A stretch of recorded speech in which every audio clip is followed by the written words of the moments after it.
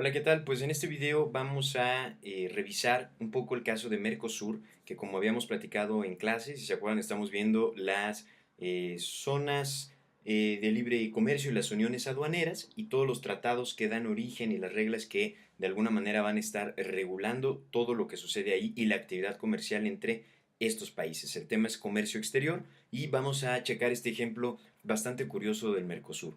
¿Por qué curioso? Porque recuerden que el Mercosur no entra, como lo habíamos platicado, directamente en la definición teórica como una zona de libre comercio o bien como una unión aduanera, sino que tiene propiedades de ambas y de alguna manera pues tiene ciertas características que lo hacen muy particular. Pero vamos a ver cómo se define el Mercosur en palabras propias de este organismo. Entonces nos metemos a la página mercosur.int y dice, ¿qué es el Mercosur?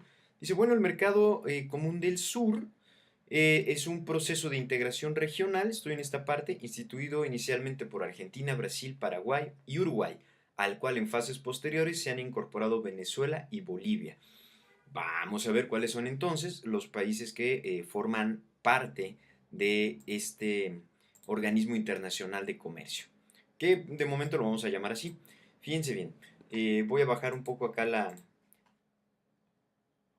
pantalla y aquí está un pequeño mapa muy explicativo. Todos los que están en color azul son parte del Mercosur y Bolivia, que está en azul clarito, es un país que está en integración, todavía está en proceso.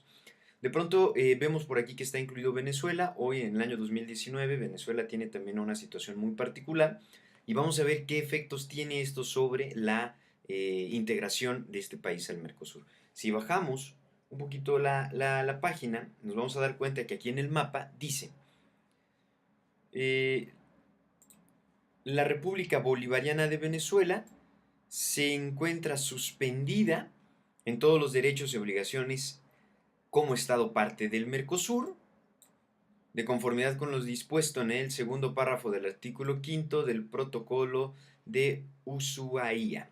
Bueno, y el Estado Plurinacional de Bolivia se encuentra en proceso de adhesión.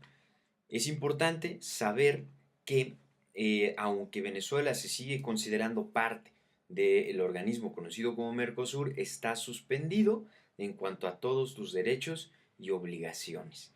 Esto por una cuestión más política que ustedes más o menos han leído, conocen, no lo vamos a agotar en este video, pero que impacta directamente sobre la normatividad con respecto de su integración. Luego, pues les quiero mostrar también un artículo de un especialista que tenemos por acá, que es la doctora Janet Valverde, de la Universidad de Costa Rica, que nos dice, bueno, mira, en su artículo nos platica, el Mercosur ha sido llamado por algunos especialistas como una unión aduanera imperfecta. Esto es un término medio confuso, medio vago, porque ya dijimos que no es ni una ni otra, pero tiene cosas de ambas. Entonces, para resolver esta ecuación, la doctora propone lo siguiente, y se los platico de alguna manera para que ustedes empiecen a pensar si esto es una buena solución al respecto o cómo deberíamos llamar entonces o entender qué es el Mercosur. Bien, resulta que los países miembros del Mercosur, que vamos a regresar, son estos que están acá, pueden en un momento determinado poner excepciones a qué mercancías van a entrar a algo que se conoce con las siglas de AEC, que quiere decir arancel externo común. El arancel externo común, entonces, es una tasa arancelaria uniforme, que eso es una de las características, si recuerdan, de las uniones aduaneras, que ponen parejo para que todas las mercancías que van a entrar y que van a salir tengan de alguna manera esa tasa fija, ¿no? Del 30%, 40%, 10%, 14%.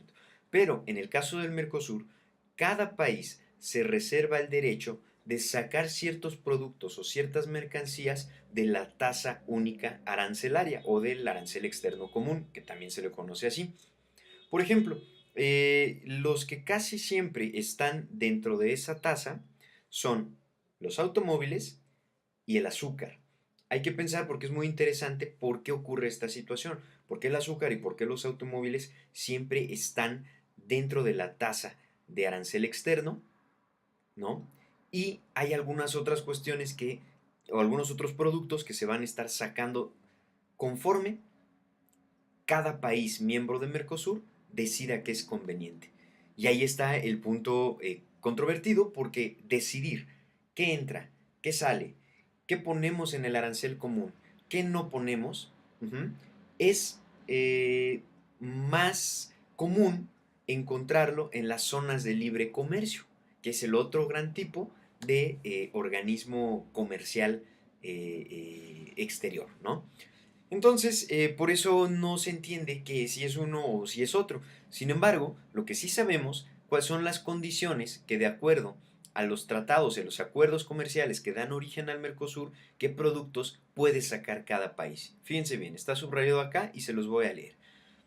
Regímenes sectoriales prioritarios, como el automotor, el azucarero, bienes de capital, bienes de informática y telecomunicaciones. Las listas de cada país, que cada país tenga, puede agregar y puede quitar, y no sé que no se contemplen aquí, pero que cada país considere que es conveniente agregar. Regímenes especiales de importación diferenciados en cada uno de los países, preferencias bilaterales no armonizadas concedidas por los estados parte en las negociaciones con terceros. O sea, estados partes del Mercosur pueden platicar con terceros estados y, si les es conveniente, sacar del arancel común esos productos, cosa que, repito, normalmente esto no ocurre en en una unión aduanera, como lo pudiera hacer, por ejemplo, la Unión Europea, en donde no pueden hacer los países tratos con terceros países fuera de la Unión, a menos de que el Consejo de la Unión Europea lo apruebe. Acá, en el Mercosur, sí se puede, ¿no? Dice, deberán pagar el arancel externo común todas las importaciones provenientes de zonas aduaneras especiales, zonas de procesamiento de exportaciones o zonas francas. Una zona franca es una zona como lo que pretende hacer López Obrador con esta iniciativa que tiene de hacer una región económica, una zona en el norte del país, de México, para que todo lo que se produzca y se comercie en esa zona esté de alguna manera libre de estas condiciones y pudiese ser intercambiado a través de una tasa común, que sería una tasa muy baja, muy cómoda. A excepción, regresamos a este fragmento, de lo que se produzca en aquel entonces, en Argentina en Tierra de Fuego y en Manaos en Brasil, dice aquí, hasta el año de 2013. ¿Qué quiere decir que sea hasta el año de 2013? Que esa es otra condición que se va a dar en el Mercosur, única en su especie, en donde cada país puede decir, yo voy a meter un producto a la tasa fija del arancel por 5 años, o por 7 años, o por 2 años, o por 3 años, según me convenga, un tiempo determinado de tiempo, y después retirarlo. ¿Sí? Es decir, la inclusión en el arancel en el Mercosur es temporal. Esa es una de las características también que no nos ayudan mucho para poderlo clasificar de una forma o de otra forma.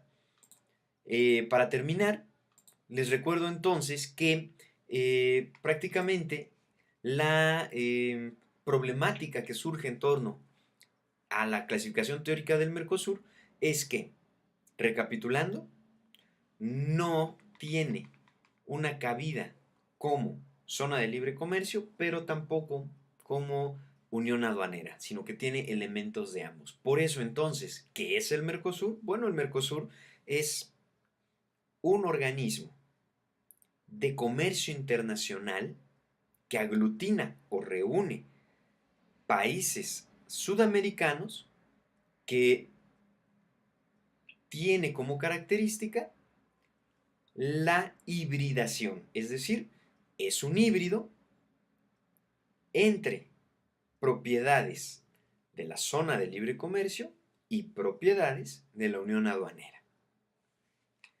El debate sigue en el aire, la verdad es que los expertos aún siguen discutiendo todo esto, pero es importante que ustedes conozcan el caso, porque es un caso específico, particular y bastante interesante en temas de comercio internacional y sobre todo de la legislación que tiene que ver con el comercio internacional. Espero les haya servido, les haya sido significativo y nos vemos en el siguiente video.